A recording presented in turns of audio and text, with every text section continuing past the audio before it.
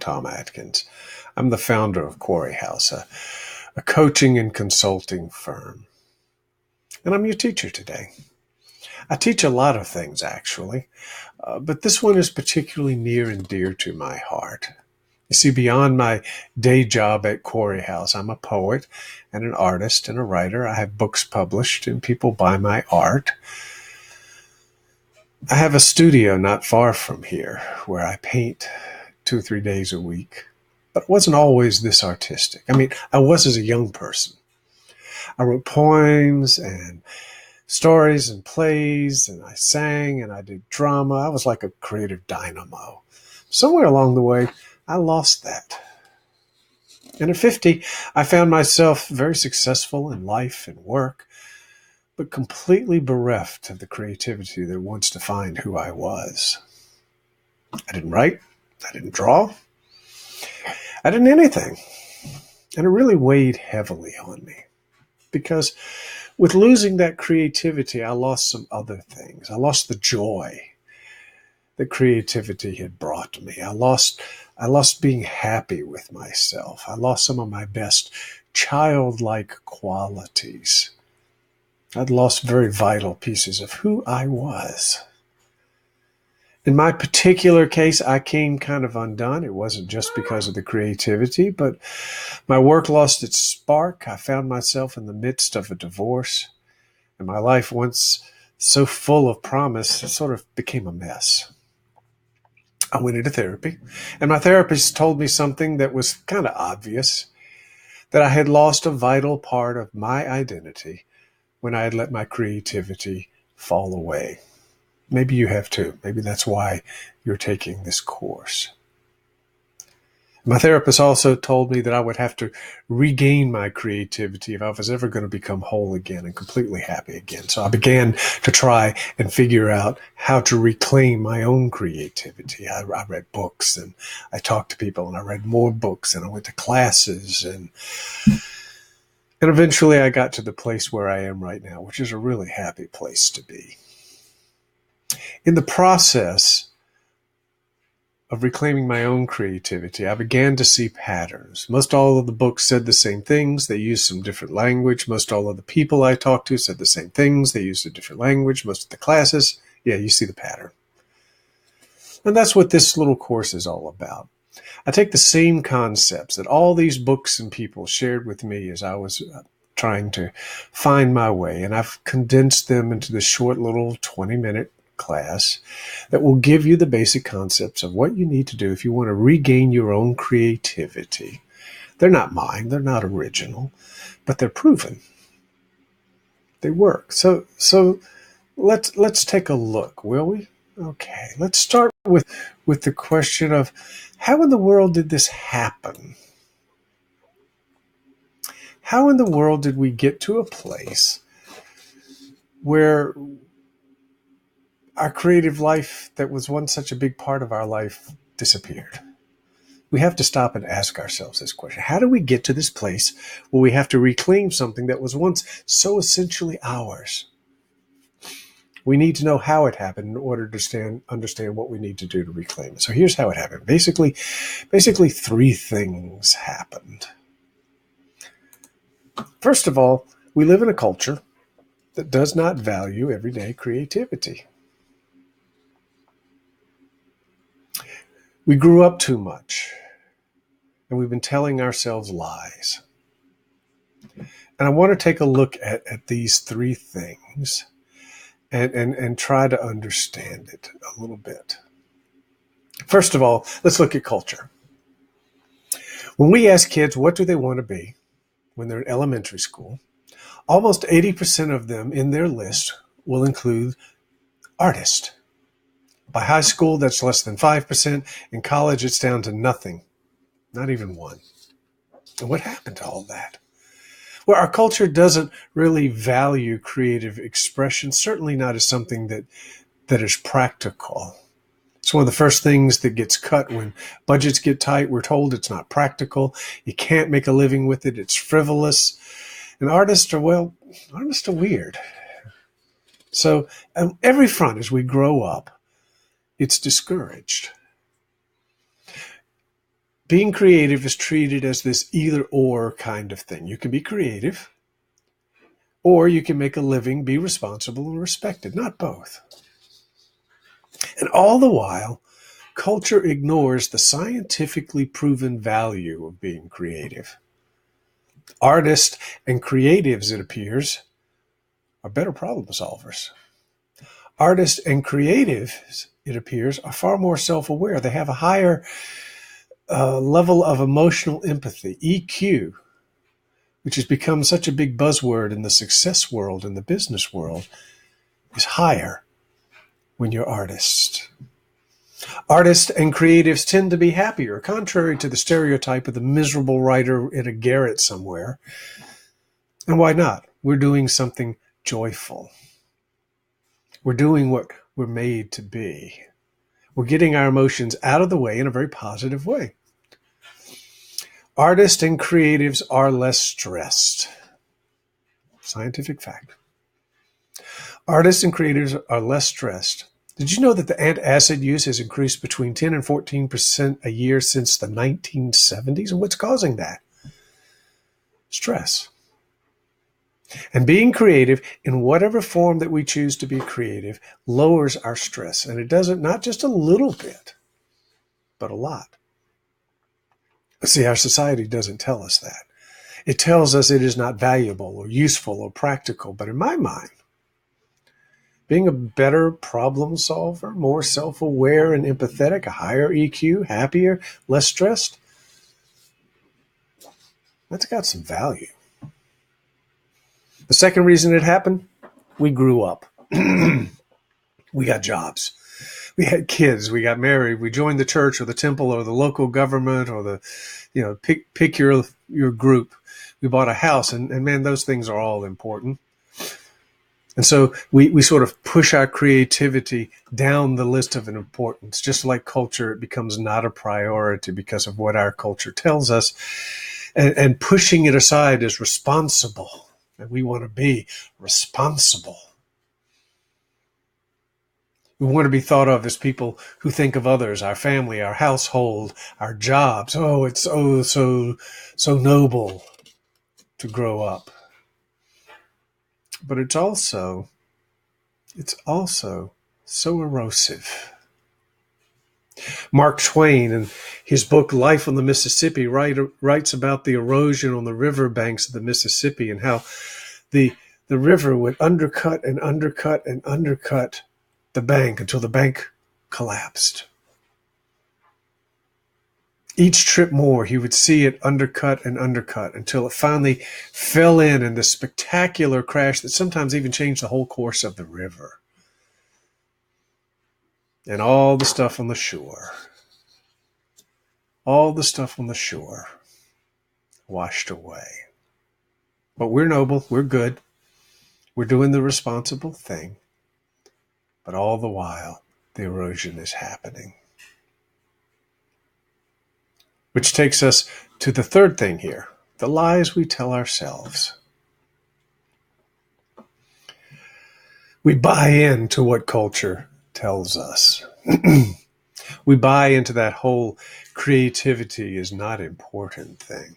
That whole it's a low priority, and repeat it in our words and our actions. And the problem with that, of course, is that it's twofold. First of all, it's not true. It is important. And second of all, our brain listens to us. Now, that may sound like a funny thing. Our brain listens to us. But it's actually a very important thing.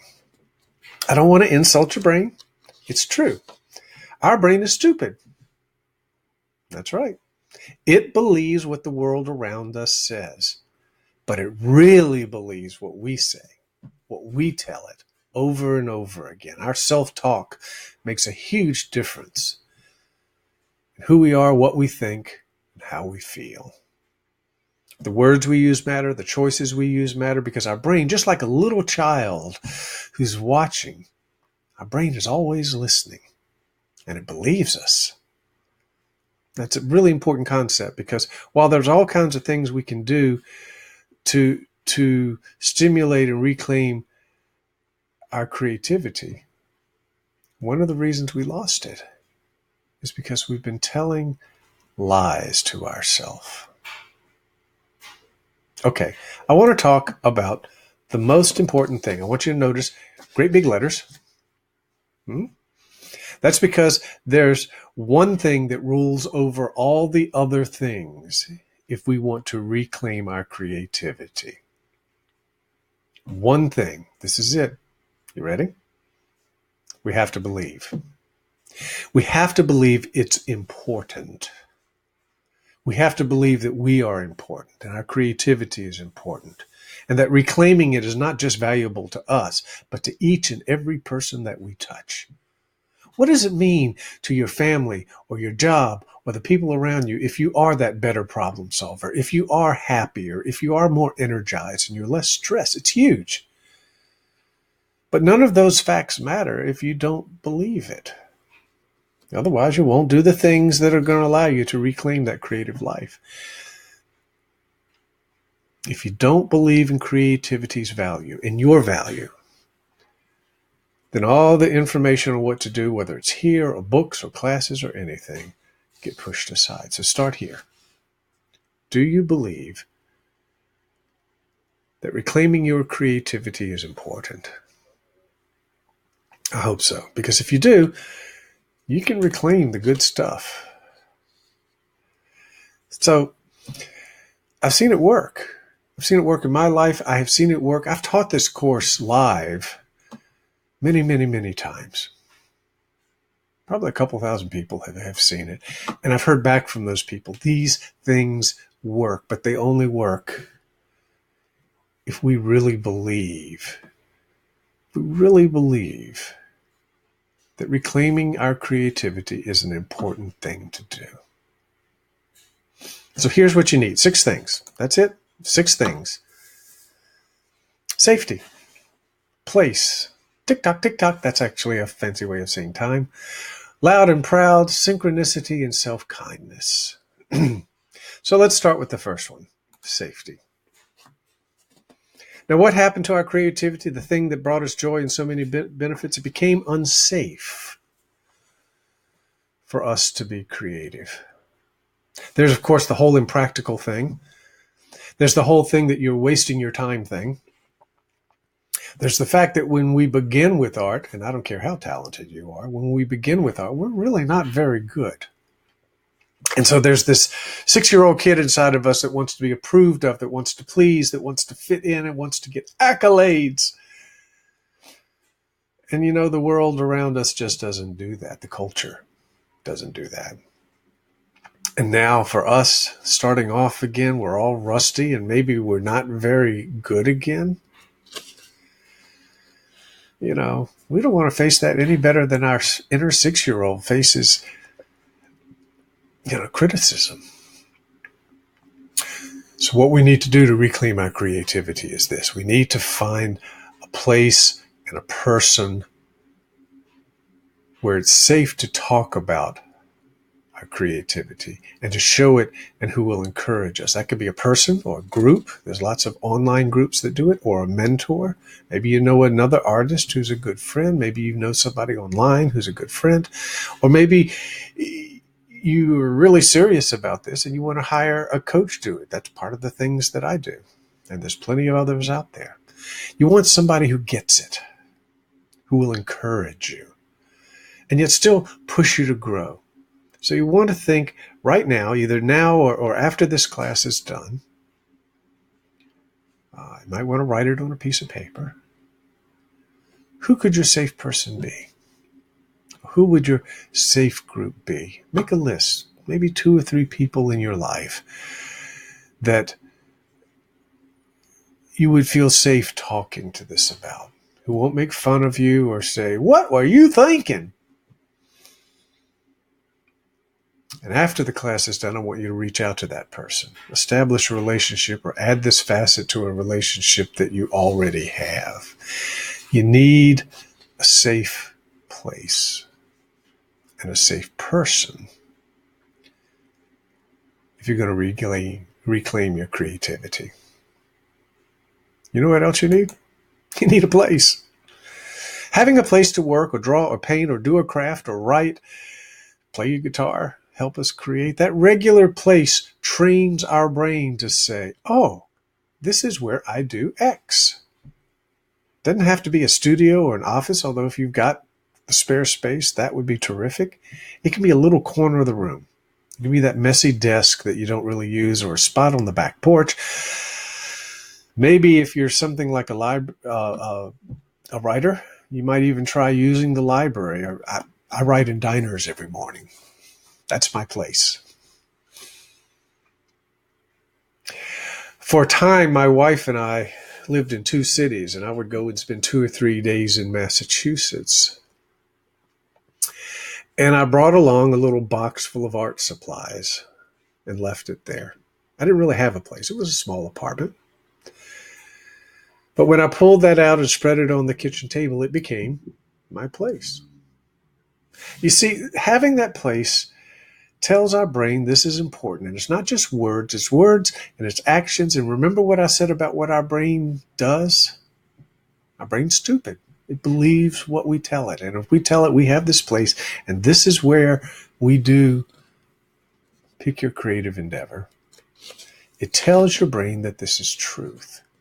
And it tells your brain that this is important. So much of reclaiming our creativity is really basic neuroscience. So look around your house, look around where you live or where you work or your neighborhood. Is there a tiny little space somewhere you can claim? The size doesn't matter. Having the space matters. So you need a person and you need a space. What else do you need? Tick tock, tick tock, tick tock. We need time. Here's the thing. Creativity takes time. And that's the one thing that people buck against because our lives are so busy. We don't have time. It's not a spare moment in our lives. Okay.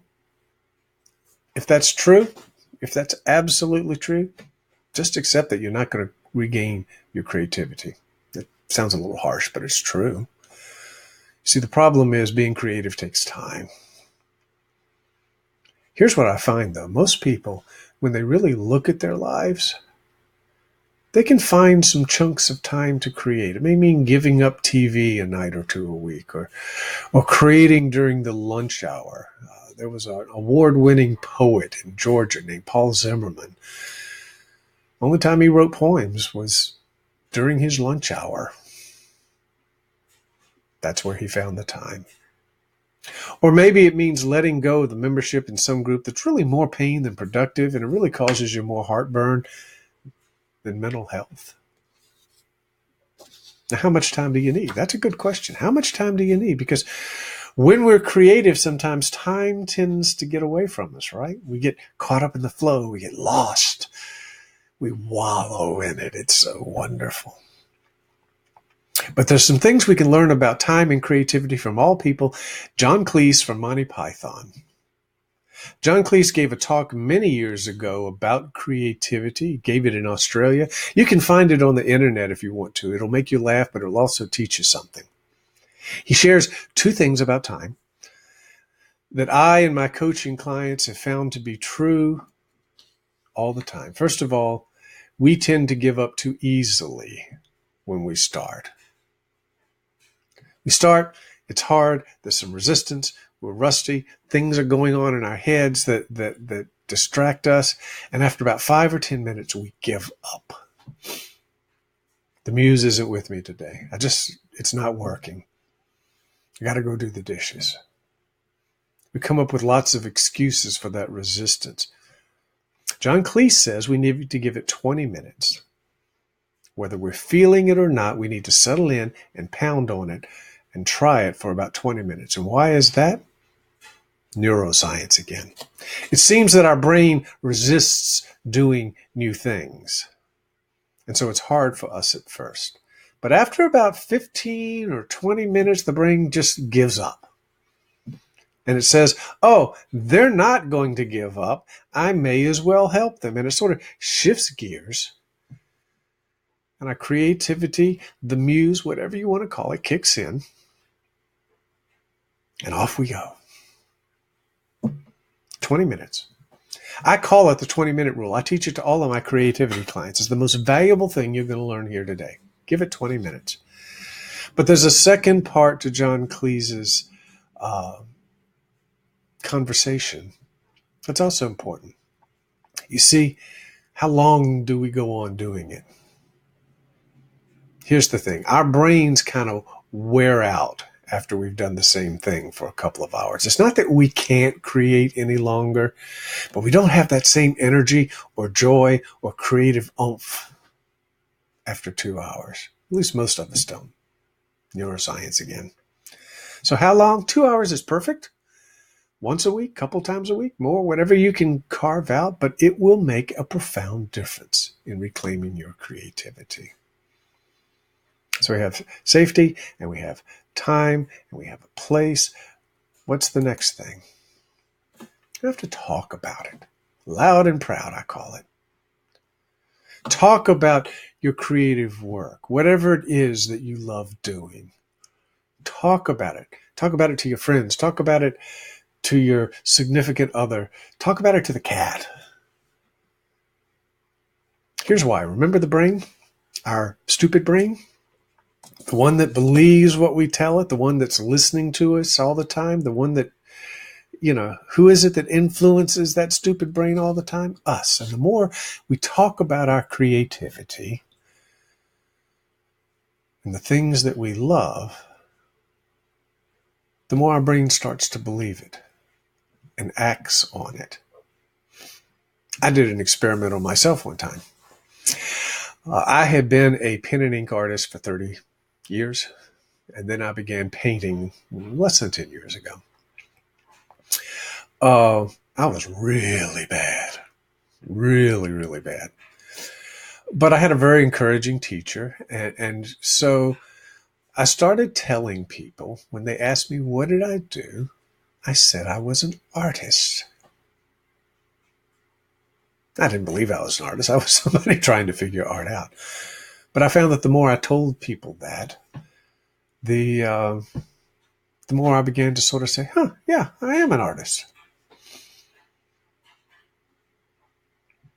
And the brain adjusts itself to become more of whatever it is we tell it we are. And we become better at what we think we are. And that becoming better and that opportunity, part of that is because we're telling the brain what we are, but also it's the other thing we need to know about, which is synchronicity. Let me tell you a story. Many years ago, I was a Sunday school teacher at Colonial Avenue Baptist Church in Roanoke, Virginia. And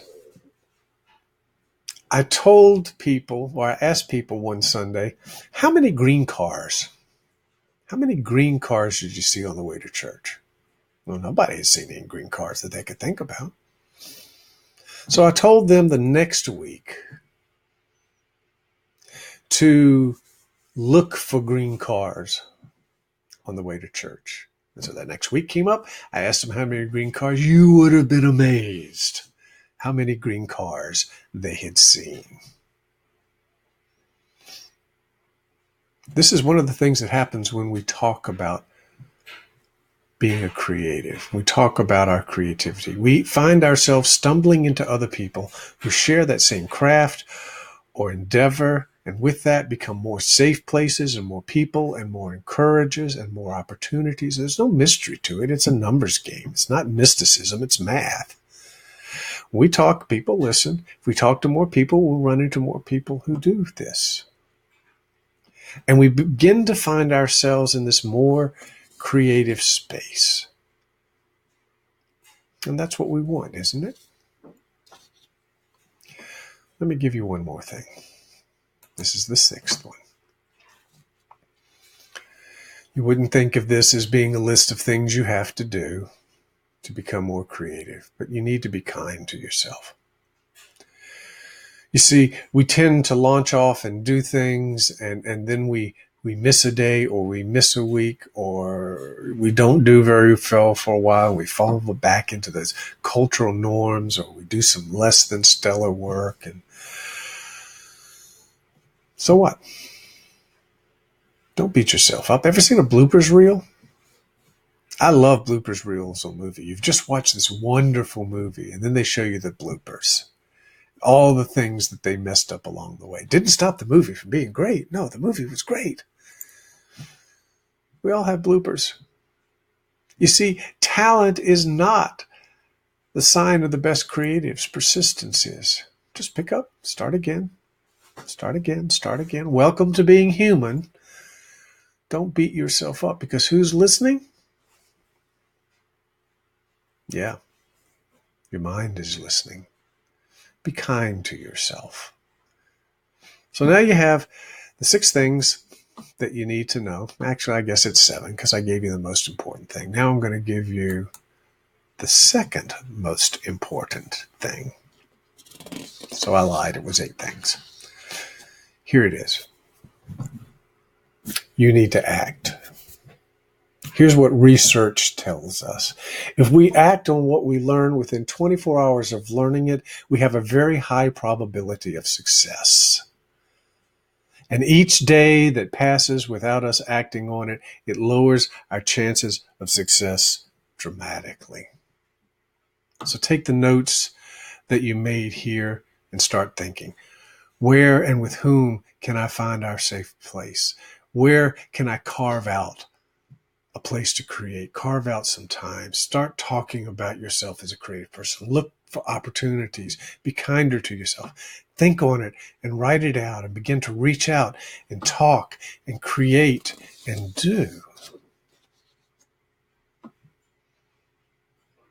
Because if you don't do it in the next 24 hours, the odds are you won't. This is here online all day long. You can come back and watch it again and again. But if you start moving as soon as you've learned it, you will increase your chances of succeeding by 90%. Math and neuroscience again. No hocus pocus. Here are some other resources that you can have. The Artist Way by Julia Cameron, I think, is probably the best book out there for a recovering creative who's trying to reclaim things. It's probably the classic. It's been out for about 20 years. Nobody's come up with anything anywhere close. Another one that I have enjoyed and I have found useful is Coaching the Artist Within by Eric Maisel. Look for local groups or internet groups. I belong to several. If you write me, and I'll give you my email a little later. If you write me, I'll tell you about the groups I'm a part of, and you can become a part on them. One-on-one coaching is available.